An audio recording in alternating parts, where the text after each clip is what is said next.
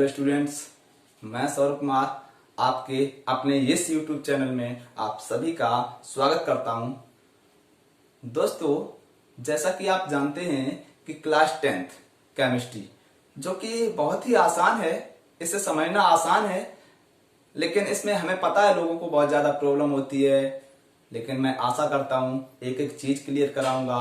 बस थोड़ा समय दीजिए, आप सब कुछ धीरे धीरे धीरे धीरे सीढ़ी बाई सीढ़ी एक एक चीज लेके चलेंगे। आप बने रहिए हमारे साथ, बस थोड़ा समय दीजिए, सब कुछ क्लियर होगा, एक एक चीज क्लियर होगी, बस थोड़ा समय चाहिए हमें। आज से हम शुरू करने वाले हैं class 10th chemistry. Class 10th chemistry बड़े छोटे से लेकर के चलेंगे, इसे हम बहुत ही आसानी से समझने की कोशिश करेंगे। चलिए चलते हैं दोस्तों। जैसा कि class 10th chemistry first chapter है हमारा रासायनिक अभिक्रियाएं एवं समीकरण, केमिकल रिएक्शन एंड इक्वेशन। ठीक, तो रासायनिक अभिक्रिया, चलिए समझते हैं रासायनिक अभिक्रिया कैसे कहते हैं। देखिए, जब दो या दो से अधिक पदार्थ आपस में मिलते हैं, जब दो या दो से अधिक पदार्थ आपस में मिलते हैं तो एक नए पदार्थ का निर्माण करते हैं, जो कि उसका गुण भी अलग होगा। ठीक है, तो हम उसे क्या कहते हैं? रासायनिक अभिक्रिया। चलिए भाषा समझते हैं। जब दो या दो से अधिक पदार्थ मिलकर एक नए गुणधर्म वाला पदार्थ बनता है तो हम उसे रासायनिक अभिक्रिया कहते हैं। देखिए, ऐसे समझो, कोई दो पदार्थ लिए हमने, कोई से, मान लो हम ले रहे हैं चीनी और जल। इसको समझ लो, देश अपना एक घरेलू है, तो चीनी और जल दोनों को जब हमने आपस में मिला, कम से कम दो पदार्थ तो है ना, कौन कौन? चीनी और जल। ये दोनों जब आपस में मिले तो एक नए पदार्थ का निर्माण किया, क्या? शरबत बना लिया। ठीक है, उसी प्रकार इसमें क्या है, ये कह रहा है जब दो या दो से अधिक पदार्थ मिलते हैं तो एक नए गुणधर्म वाले पदार्थ का निर्माण करते हैं तो हम उसे रासायनिक अभिक्रिया कहते हैं। जैसे देखो, हाइड्रोजन, ये हमारी क्या है? गैस है। ठीक है, ऑक्सीजन, ये हमारी क्या है? ये भी गैस है भैया। ठीक है, ये भी गैस है। और ये जल, ये लिक्विड है हमारा, द्रव। तीन अवस्थाएं होती हैं पदार्थ की, ठोस, मुख्य रूप से तीन अवस्थाएं होती हैं, और वो प्लाज्मा इलाज्मा आ जाते हैं, मतलब उसे हम बाद में देखेंगे। यहाँ पे अभी सिर्फ हम जो अवस्थाएं मुख्य रूप से होती है, तीन अवस्थाएं। तो ये गैस रूप में है, ये गैस, और ये जल लिक्विड मतलब द्रव रूप में है। ठीक, तो जब हाइड्रोजन और ऑक्सीजन मिले तो इसने एक नया पदार्थ का निर्माण किया, जो कि है हमारा जल, H2O। देखो, ये गैस था, ये गैस था, इसका इन दोनों में से अलग गुण है। किसका? जल का। इसका अलग गुण है, इसका अलग गुण है, इसका अलग गुण है। ये गैस है, ये गैस है, ये लिक्विड है। अब देखो, ये जलाती है, हाइड्रोजन जो है ना, ये जलाती है, ऑक्सीजन है, ये भी जलाती है, लेकिन ये क्या है? बुझाती है। क्लियर हुई बात? नए गुणधर्म वाले पदार्थ का जब निर्माण करते हैं, कौन? दो पदार्थ या दो से अधिक पदार्थ मिलकर, तो हम उसे कहते हैं रासायनिक अभिक्रिया। अब देखो, रासायनिक समीकरण। रासायनिक समीकरण किसे कहते हैं? किसी रासायनिक अभिक्रिया को लिखते समय जब हम उनके प्रतीक मतलब सूत्र का प्रयोग करते हैं तो हम उसे रासायनिक समीकरण कहते हैं, और जब शब्द रूप में लिखते हैं तो उसे शब्द समीकरण कहा जाता है। तो रासायनिक अभिक्रिया को लिखते समय क्या? प्रतीक या सूत्र। तो देखो, जिंक ऑक्साइड का सूत्र ZnO, और सल्फ्यूरिक अम्ल H2SO4। तो इनको जब हमने आपस में वो रिएक्शन कराया तो क्या हुआ? Zinc sulphate ZnSO4 plus H2O। मतलब कि उनके प्रतीक या जब हम सूत्र का प्रयोग करते हैं रासायनिक समीकरण लिखते समय, तो हम उसे कहते हैं क्या? रासायनिक समीकरण। और जब हम इसे शब्द रूप में लिख देंगे, जिंक ऑक्साइड, सल्फ्यूरिक अम्ल, जब हम इसे शब्द रूप में लिख देंगे तब उसे कहा जाता है शब्द समीकरण। क्लियर हुई बात? ठीक है, इसको रफ करते हैं, हम आगे बात करते हैं।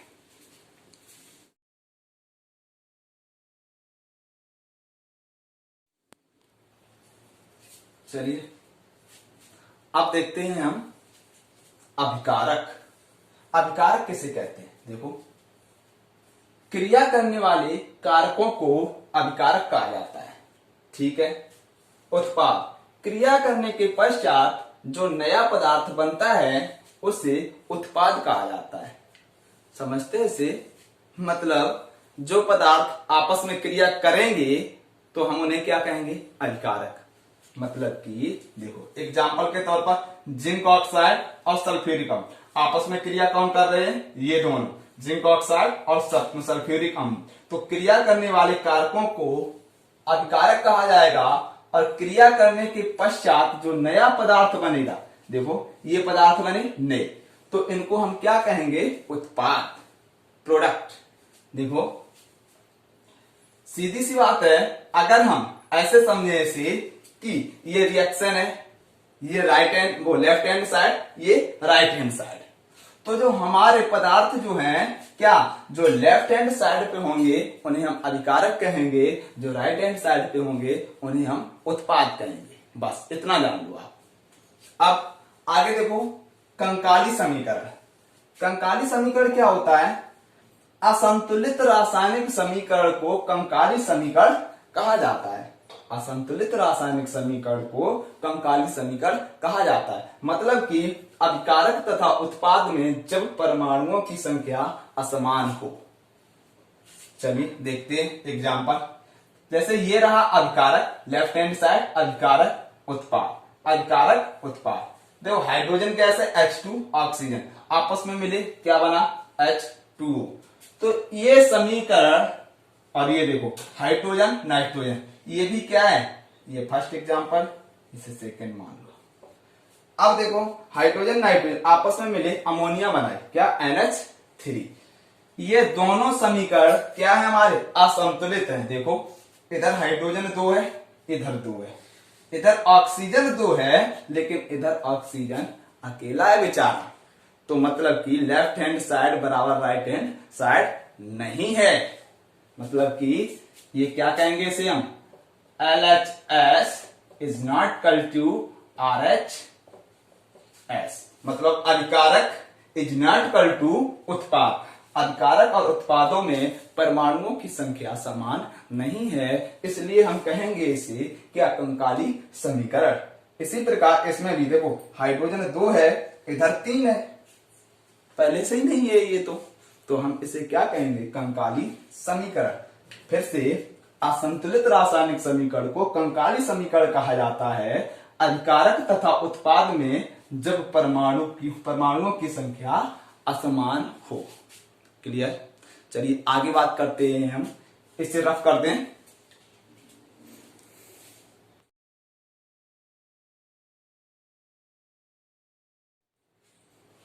चलिए अब देखते हैं हम संतुलित रासायनिक समीकरण। संतुलित रासायनिक समीकरण क्या होते हैं?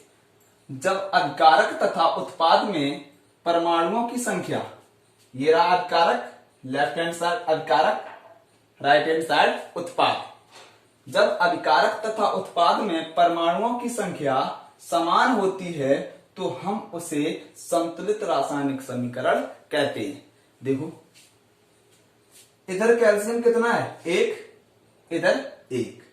ऑक्सीजन इधर कितना है? 1 और 1 2, होल ट्वाइस है ना, तो इधर भी ऑक्सीजन 2, मतलब 2 का इन दोनों में मल्टीप्लाई। हाइड्रोजन इधर 2, तो इधर भी, इसमें भी तो मल्टीप्लाई है 2 का, होल ट्वाइस है ना, तो हाइड्रोजन इधर भी 2। तो जब अभिकारक और उत्पाद में परमाणुओं की संख्या समान होती है तो हम उसे कहते हैं संतुलित रासायनिक समीकरण। ठीक, आगे देखो, समीकरण को संतुलित करना। अब हम समीकरण को संतुलित करना सीखेंगे। बिल्कुल छोटे से शुरुआत करेंगे, बहुत सारे समीकरण हम संतुलित करेंगे, बिल्कुल छोटे से शुरुआत करेंगे, धीरे धीरे धीरे धीरे हम आगे बढ़ेंगे। चलिए, पहला है हमारा MgO2 MgO। ठीक है, चलिए देखते हैं इसे। इसको हम थोड़ा बेसिक वे में समझना चाहेंगे, थोड़ा बड़ा करके। क्या होता है इसमें, देखो एक काम कीजिए, आप जब भी समीकरण संतुलित कीजिए तो आप कुछ इस प्रकार से बॉक्स बना लीजिए। इसमें 3 कॉलम का लीजिए इस प्रकार। एक में क्या है, तत्व, अभिकारक, अभिकारक और उत्पाद। ठीक है, इसको देखते हैं हम। अब इसमें ये देखिए तत्व कितने हैं। एक तो Mg है, मतलब कि पहले देखो परमाणु कितने प्रकार के हैं, कौन कौन, Mg है और ऑक्सीजन है। तीसरा कुछ नजर आ रहा है, नहीं आ रहा है, मतलब मैग्नीशियम और ऑक्सीजन नजर आ रहा है। और जब दोनों आपस में क्रिया कर रहे हैं तो मैग्नीशियम ऑक्साइड बना रहे हैं। तो क्या करेंगे आप मेरे प्यारे दोस्तों कि यहाँ पे जो है Mg और ऑक्सीजन, मतलब 2 तत्व हैं, तो आप यहाँ पे 2 कॉलम बना लीजिए इस प्रकार से। तो Mg लिखिए यहाँ पे तत्व में, और एक ये मतलब ऑक्सीजन। अब देखिए अभिकारक में मैग्नीशियम कितने हैं, एक ही तो है, तो भैया यहाँ पे 1 लिख दो। उत्पाद में मैग्नीशियम कितने हैं, एक ही तो है, तो यहाँ भी भाई 1 लिख दो बड़े प्यार से।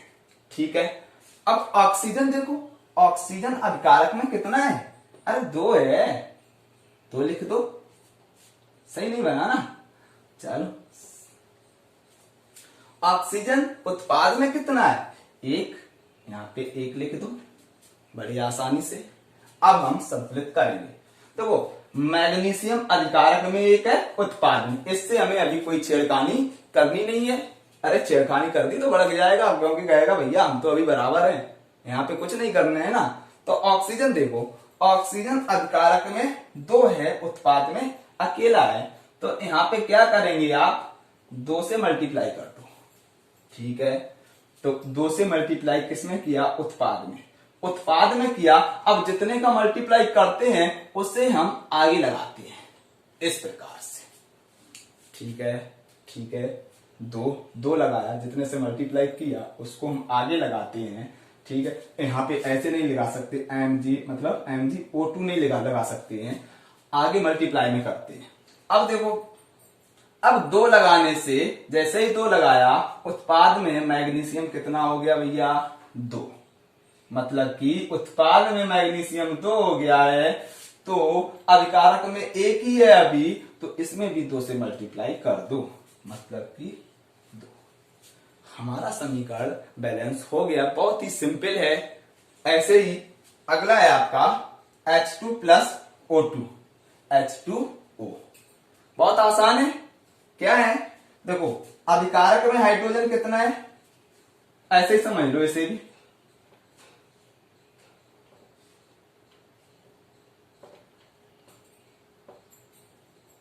क्या H2, वो H है और N, हाइड्रोजन और नाइट्रोजन। अभिकारक में हाइड्रोजन कितना है, 2, उत्पाद में कितना है हाइड्रोजन, 3, इधर नाइट्रोजन कितना है, 2, उधर कितना है, 1। देखो ना नाइट्रोजन बराबर है ना हाइड्रोजन बराबर है। क्या करेंगे, हाइड्रोजन को बराबर करने के लिए इसमें आप 3 से मल्टीप्लाई करिए, इसमें आप 2 से मल्टीप्लाई, तभी तो होगा 3 दूनी 6 और 3 दूनी 6। तो क्या होगा, अब हाइड्रोजन में मल्टीप्लाई किया कितने से, 3 से, 3 यहां पे लगा दिया। और इधर उत्पाद में कितने से मल्टीप्लाई किया, 2 से, तो 2 यहां पे लगा दिया। अब देखो क्या समीकरण बैलेंस हुआ, वो सॉरी ये वाला लिया था, चलो तो इसे ये दिया तो इसे देख लो आप। हाइड्रोजन में कितने से, 3 से मल्टीप्लाई किया, और उसके बाद इसमें उत्पाद में कितने से, 2 से, 2 लगाया। अब देखो हाइड्रोजन 3 दूनी 6, हाइड्रोजन 3 दूनी 6, नाइट्रोजन 2, इधर भी 2। हमारा समीकरण बैलेंस हो गया है बहुत ही आसान तरीके से, बहुत ही आसान है। बस थोड़ी प्रैक्टिस करेंगे, धीरे धीरे धीरे धीरे धीरे हम आगे बढ़ेंगे। मतलब कि एक छोटी सीढ़ी लेके हम एकदम से ऊपर नहीं जाना चाहते हैं। एकदम से पहुंचोगे तो एकदम पड़ाक से गिरोगे। हमने इसीलिए बहुत ही सिंपल से शुरुआत, मतलब कि छोटे से शुरुआत किया है, एक बेसिक लेवल लिया है जहां से हम लेके आप लोगों को ऊपर लेवल तक लेके चलेंगे। बस आप जुड़े रहिए हमारे साथ, थोड़ा समय दीजिए, थोड़ा आपको एक एक चीज क्लियर कराएंगे। और ये जो है आपका सेकेंड बार, इसको आप बैलेंस करके आप हमें कमेंट बॉक्स में कमेंट करके आप बताना, ठीक है। इसको कमेंट करके आपको हमें कमेंट बॉक्स में बताना है कि इसको बैलेंस हम कैसे करेंगे, ठीक है। आज के लिए बस इतना ही। Thanks for watching my video. हाँ, अगर वीडियो पसंद आए, बस इतना मांग रहे, अगर वीडियो पसंद आए तो आप हमें कमेंट बॉक्स में कमेंट करके जरूर बताएं कि आपको हमारी क्लास कैसी लगी। और हाँ, अगर पसंद आए तो हो सके तो लाइक कर देना। अगर लाइक, हाँ डिसलाइक भी कर सकते हो, आप डिसलाइक भी कर सकते हो, लेकिन आप कमेंट बॉक्स में हमें रीजन बता देना आपको कहाँ पे क्या प्रॉब्लम आई है, बस वो रीजन बता देना। आप डिसलाइक करो एकदम खुशी खुशी। हाँ, अगर पसंद आए तो आप एक बार लाइक जरूर कर देना। कमेंट बॉक्स में फिर से आप लोगों से रिक्वेस्ट है, कमेंट बॉक्स में हमें आप क्या इसका आंसर बताना, ठीक है। Thank you, thank you.